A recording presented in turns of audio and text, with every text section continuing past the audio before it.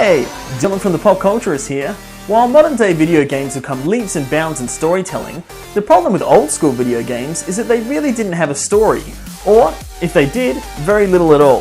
So, when it came to adapting them, a lot of liberties had to be taken, and unfortunately more often than not, they deviated so much that it took away from the source material that made them so great to begin with.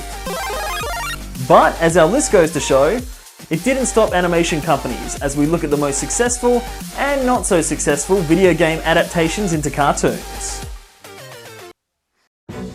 Now before we start, we did set ourselves a couple of rules. Number one, the cartoons had to be focused solely on one set of characters. So compilation shows like the Super Mario Bros. Super Show, which was a live action TV show that also happened to have animated segments of the Super Mario Bros. And also a Legend of Zelda segment that saw Link and Princess Zelda fight Ganon over the power of the Triforce once a week, doesn't count. Same as Captain N, the Game Master, which saw Mega Man, Kid Icarus, and Simon Belmont from Castlevania, helping average teenager Kevin go up against characters from Metroid, Donkey Kong, and Punch-Out, using his Nintendo Zapper, Control Pad, and Game Boy, after being sucked into the world of Videoland. And finally, Saturday Supercade, which featured a series of short 5-minute segments, each set around different classic gaming characters, including Frogger, Donkey Kong, Pitfall Harry, and Cubert. Number 2, they also had to be made for television, so no animated movies or direct-to-DVD specials. Those are lists for another time. So with all that being said, we now present you with 10 cartoons based on video games that you never even knew existed.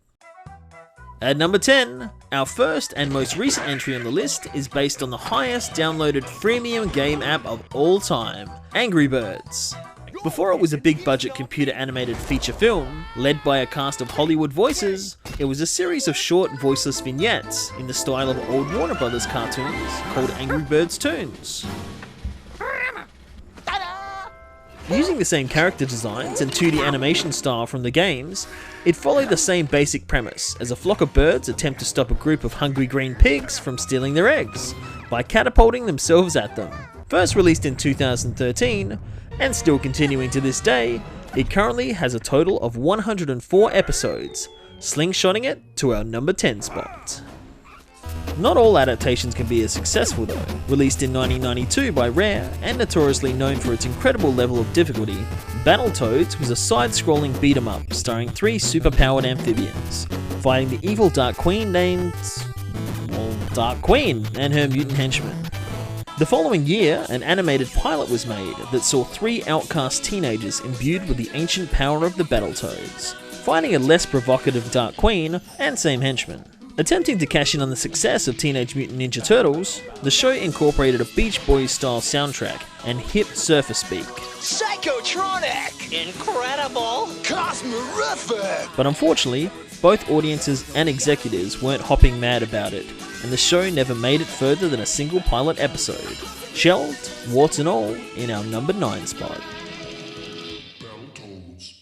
Another failed pilot based on a side-scrolling platformer was Bubsy. Developed by Accolade and released in 1993, it featured an anthropomorphic bobcat that attempted to take back the world's yarn ball supply from a race of fabric-stealing aliens and spouting a catchphrase, "What could possibly go wrong?" The show took the catchphrase and ran with it, not only titling the pilot episode with it, but using it a whopping 7 times in just 26 minutes of screen time. What could possibly go wrong?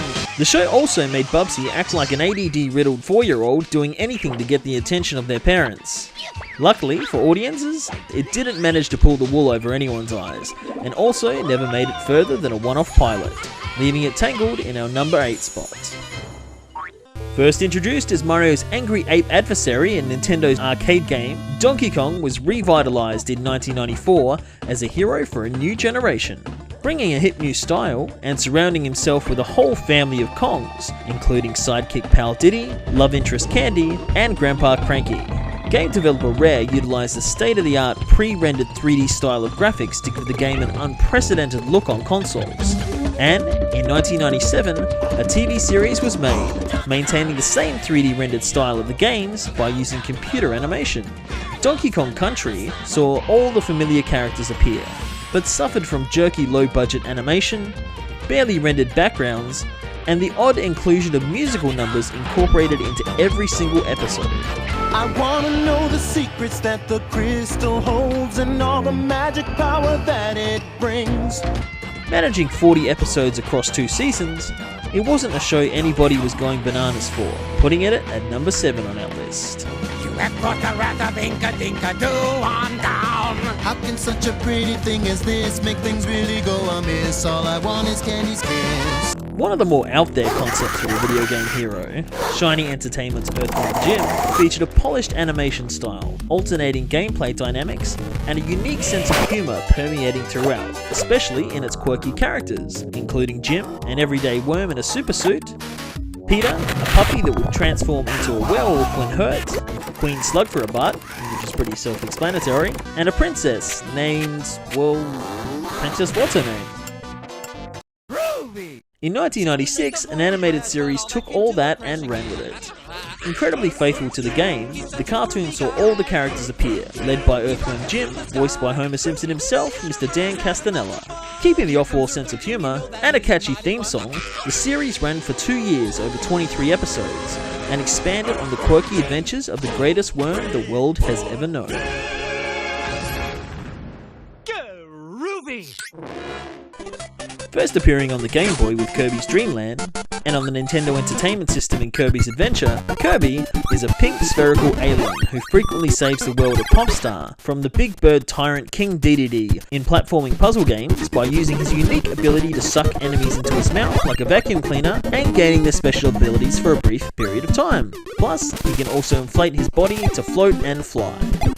In 2001, an anime series was released following a similar basic storyline, as Kirby arrived on the world of Popstar to become the prophesied savior against King Dedede. It used traditional 2D animation, but on occasion Kirby and other characters would change to 3D when certain movements required it. While running for 100 episodes and dubbed into English, it received a lukewarm reception, becoming more of a puff piece in the annals of video game adaptations, placing it at number 6. Right back at ya! Created by Capcom in 1987, Mega Man had to assume the role of Android Rock, created by Dr. Light, and converted into battle robot Mega Man, armed, quite literally, with a cannon named the Mega Buster to defend against an army of similar robots reprogrammed by the evil Dr. Wily. Each possessed a unique skill related to their name, and when defeated the player would gain their special skill to proceed to the next level. Based on the same premise, a TV series ran from 1994 to 1995, incorporating characters from the 3 existing game titles at the time, including Mega Man's pet canine Rush and Sister Roll, who he would constantly bicker with. Keeping faithful to the names and designs of the video games, the series had a high quality intro, but the episodes themselves suffered from lackluster animation, and a repetitive defeat Dr. Wily plot that made it nowhere near as mega as its title suggested, being cancelled just after 27 episodes across 2 seasons. While most games adapted at least had a basic plot, save the princess, defeat enemies, etc., our number 3 involved a 3/4 circle chomping pellets in an elaborate maze while being chased by ghosts. So how would that adapt to full-fledged 30-minute episodes? Unsurprisingly, not very well, as it turns out. Based on Namco's 1980 arcade game, the television series, simply titled Pac-Man, was the very first cartoon series based on a video game character, and followed the whole Pac family living in Pac-Land, where the evil Mesmeron would unleash the ghosts.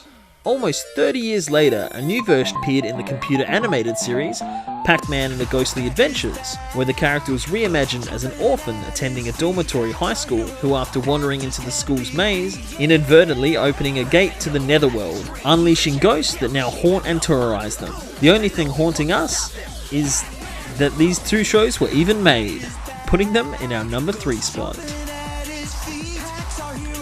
Sega's highly successful mascot utilised the processing power of their latest console at the time, the Sega Mega Drive, or Sega Genesis, to convey vibrant colour and amazing processing speed in 1991's Sonic the Hedgehog, as our hero collected the 7 Chaos Emeralds to stop the evil Dr. Robotnik from turning all the critters of South Island into mechanical monsters. It was that very speed that became the one constant across not 1, not 2, but 5 different cartoon adaptations over the years. Starting in 1993 with the light-hearted slapstick series, The Adventures of Sonic the Hedgehog.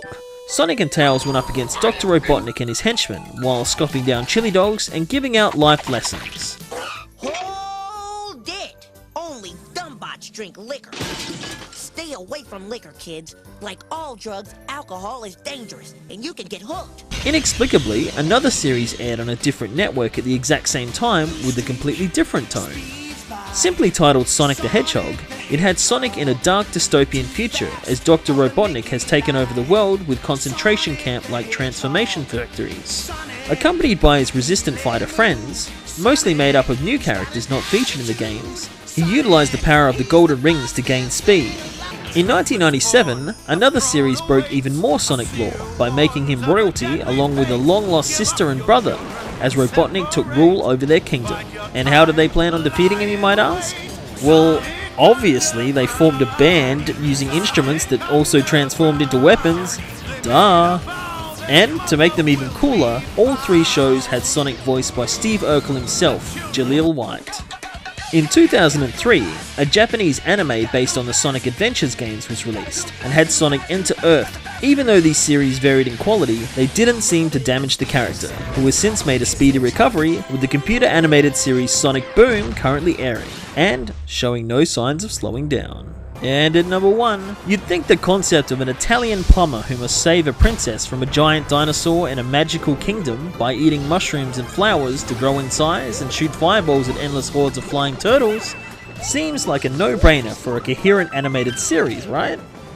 Well, like Sonic, boy did they try, time and time again. First introduced in the aforementioned 1981 game Donkey Kong, and joined by his brother Luigi in 1983's Mario Bros., it wasn't until Super Mario Bros. Was released on the Nintendo Entertainment System in 1985 that Mario really grew in popularity. After the Super Mario Bros. Super Show featuring the characters in cartoon and live action form, a series based on the Super Mario Bros. 3 game, aptly titled The Adventures of Super Mario Bros. 3, was released in 1990 and saw Mario, Luigi and Princess Toadstool save both the Mushroom Kingdom and, surprisingly, the real world from King Koopa and his Koopalings, using a variety of power-ups featured in the new game. Again, to coincide with the release of a game, Super Mario World was released based on, you guessed it, the 1990 video game Super Mario World, that first introduced fan-favourite dinosaur Yoshi. This series mainly revolved around childlike Yoshi making mistakes and overcoming fears, while again fighting against King Koopa and the Koopalings, with the addition of several musical numbers incorporated in between. There's something really rotten to be done. And Cheatsy's life becomes a worthwhile one. That's Cheatsy's life. Though very clearly just made as 30-minute commercials to market their latest games, both series were nonetheless very faithful to the source material, using music, sound effects, power-ups, settings, and familiar character designs to bring these beloved video game characters to life, which is why Super Mario Bros. Jumps to our number 1 spot. And so there you have it. There's just 10 examples of cartoons based on video games that you probably didn't even know existed. Did we miss anything? Was there anything there that surprised you? Leave your comments below. But for now, it's game over from the pop culturists.